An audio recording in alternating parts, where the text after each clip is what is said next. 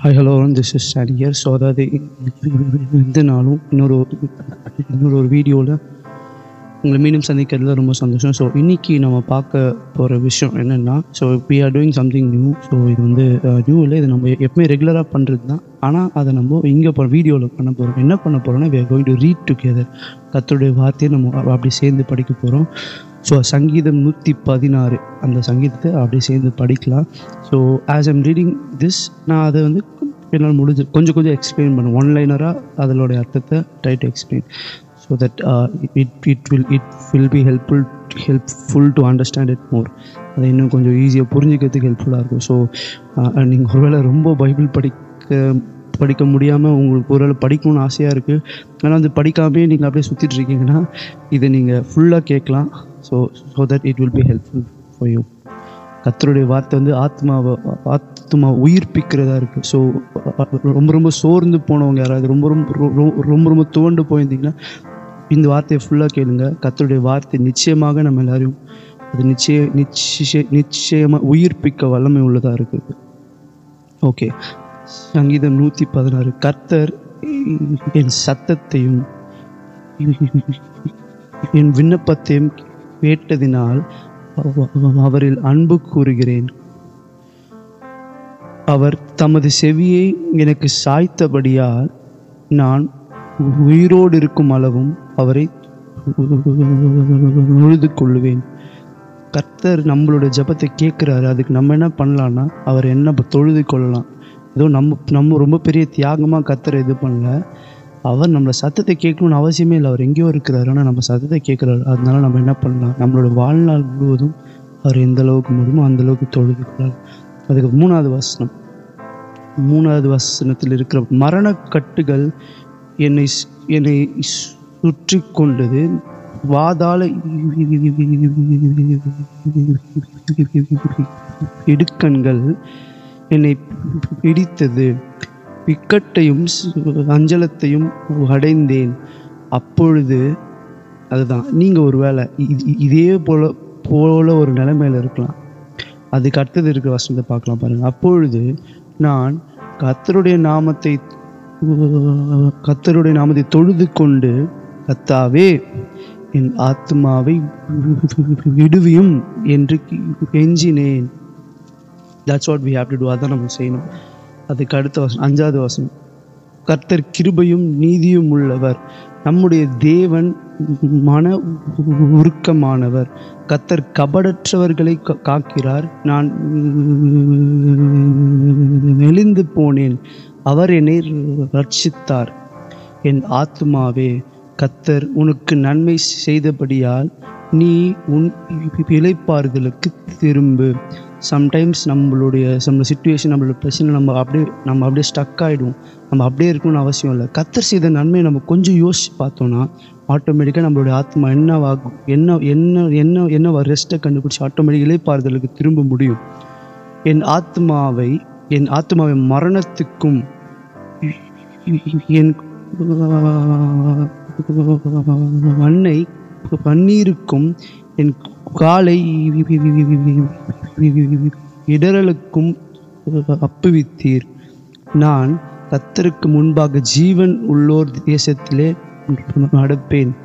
நம்ம 1000 வருஷம் பண்ணுறோம், நம்மளை இது வரைக்கும் அதாவது நம்ம என்னதான் நம்மளை பாதுகாத்து கொள்ளும்படியாக கொஞ்சம் ஞானமாக எதனா பண்ணணும்னு நினச்சா கூட நம்மளை பாதுகாக்கிறது கர்த்தர் மட்டும்தான். அவர் தான் நம்மளை இவ்வளோ தூரம் பாதுகாத்துருக்கோம். அதுக்கப்புறம் 10வது வசனம். விசுவாசித்தேன் ஆகையால் பேசுகிறேன், நான் மிகுதியும் வருத்தப்பட்டேன். எந்த மனுஷனும் பொய்யன் என்று என் மன வழக்கத்திலே சொன்னேன். கர்த்தர் எனக்கு செய்த எல்லா உபகாரங்களுக்காகவும் அவருக்கு எண்ணத்தை செலுத்துவேன். என்ன மாதிரியான ஒரு வார்த்தை இது.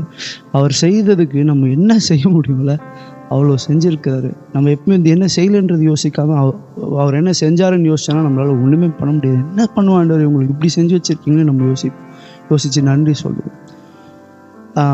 அதுக்கு அடுத்து ரட்சிப்பின் பாத்திரத்தை எடுத்துக்கொண்டு கர்த்தருடைய நாமத்தை தொழுது கொள்ளுவேன். நான் கர்த்தருக்கு செய்த பொருத்தனைகளை அவருடைய ஜனங்கள் எல்லாருக்கும் முன்பாகவும் செலுத்துவேன். கர்த்தருடைய பரிசுத்தவான்களின் மரணம் அவர் பார்வைக்கு அருமையானது. ஸோ இதுக்கு பொருத்தனையை பற்றி எக்ஸ்பிளைன் பண்ணும்போது நீங்கள் தான் பொருத்தனை பண்ணியிருந்தீங்கன்னா, ஒரு வேளை அதை இந்த நேரத்தில் மறந்துருந்தீங்கன்னா கர்த்தர் அதை இந்த நேரத்தில் ஞாபகப்படுத்துகிற அதை போய் செய்யுங்க. கர்த்தருடைய பரிசுத்தவான்களின் மரணம் அவர் பார்வைக்கு அருமையானது. இது ஒரு லிட்ரல் மரணமாக இருக்குமான்னு தெரியல. பட் இது கேட்கும்போது எனக்கு என்ன தோணுதுன்னா, கர்த்தருடைய பரிசுத்தவானாக இருக்கணும்னு நீங்கள் நம்ம ஆசைப்படும் போது கர்த்தர் என்ன பண்ணுவார்? இப்போ நமக்குள்ள ஒரு மரணத்தை அவர் என்ன அனுபவிப்பார். அதாவது நம்மளுடைய செல்ஃபை மரணிக்க வைப்பார். நம்மளுடைய சுயத்தை அவர் சாகடிச்சு அதன் மூலமாக அவருடைய மகிமை நம்ம மூலமாக வெளிப்படுத்தி அவருடைய ஜீவனை கொடுத்து இனி நானல்ல கிறிஸ்துவே. ஸோ நம்மளோட சுயத்தை அவர் முற்றிலுமாக முறியடிக்கிறதுல அதில் அவருக்கு சந்தோஷம் இருக்குது அப்படின்ற மாதிரி. அது நம்ம நன்மைக்காக தான் செய்கிறார். கர்த்தருக்கும் உங்களுக்கு இருக்கிற உறவு ஸ்ட்ராங்காக இருக்கும்போது இந்த வார்த்தையினோட அர்த்தம் உங்களுக்கு இன்னும் நல்லாக புரியும், இன்னும் நன்றாக புரியும் என்று விசுவாசிக்கிறேன். கர்த்தாவே, நான் உமது அடியின் அந்த வசனம் பார்த்துட்டோம். Okay, 16th verse. கர்த்தாவே, நான் உமது அடியேன், நான் உமது அடியாளின் புத்திரனும் உமது ஊழியக்காரனுமாய் இருக்கிறேன். என் கட்டுகளை அவிழ்த்து விட்டீர். ஸோ ஒரு சில நேரத்தில் கர்த்தர் நம்மளுடைய கட்டுகளை ஈஸியாக அவிழ்த்து விட்டுறதுக்கு நமக்குள்ளே இருக்க வேண்டிய ஒரு விஷயம், கர்த்தருடைய ஊழியக்காரங்களாக நம்ம இருந்தாலே போதும். ஸோ அந்த கர்த்தர் ஊழியக்காரங்க ரொம்ப ஃபார்மலாக அப்படியான்னு தெரியல. பட் ஏதோ ஒரு ஊழியத்தை நம்ம கர்த்தருக்கு செய்யும் போது நமக்குள்ளே இருக்கிற கட்டுகளை அவர் ஈஸியாக அவிழ்க்க முடியும். நான் உமக்கு ஸ்தோத்திர பலியை செலுத்தி கர்த்தருடைய நாமத்தை தொழுது கொள்ளுவேன்.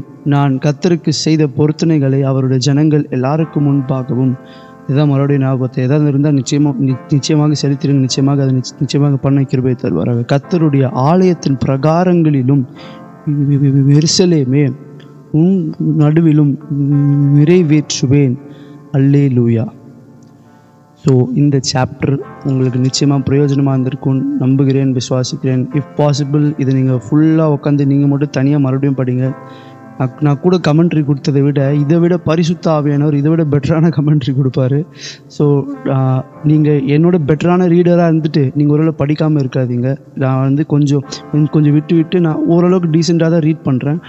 I hope you can be a better reader. So நீங்கள் இன்னும் அதிகமாக கர்த்தருடைய வார்த்தையை இன்னும் அதிகமாக படிக்க கர்த்தர் தேவையான கிருபையை தருவாராக. ஸோ இந்த வீடியோவோட பேர், இப்போ நம்ம பண்ணிகிட்டு இருக்க இந்த வீடியோட பேர் ரீட் அலாங் அண்ட் கமெண்ட்ரி. அதுதான். ஸோ இது கர்த்தருக்கு சித்தமானால் வில் கண்டினியூ டு டூ. எப்போ அடுத்த வீடியோ வரும்னு எனக்கு தெரியல, but will continue to do. So இங்கிலீஷ்லேயும் அதுக்கப்புறம் தமிழ்லையும் பண்ணலான்னு ஒரு ஐடியா இருக்குது. So will see what we can do. So இந்த வீடியோ உங்களுக்கு பிரயோஜனமாக இருந்து நினச்சிங்கன்னா நிச்சயமாக ஃபஸ்ட்டு நீங்கள் இதில் மூலமாக பிரயோஜனப்படுங்க. அதே மாதிரி இந்த வீடியோ வேறு யாருக்கு பிரயோஜனமாக இருக்கும்னு நினைக்கிறீங்க அவங்களோட ஷேர் பண்ணுங்கள். See you in the next video. Bye. Take care everyone. God bless.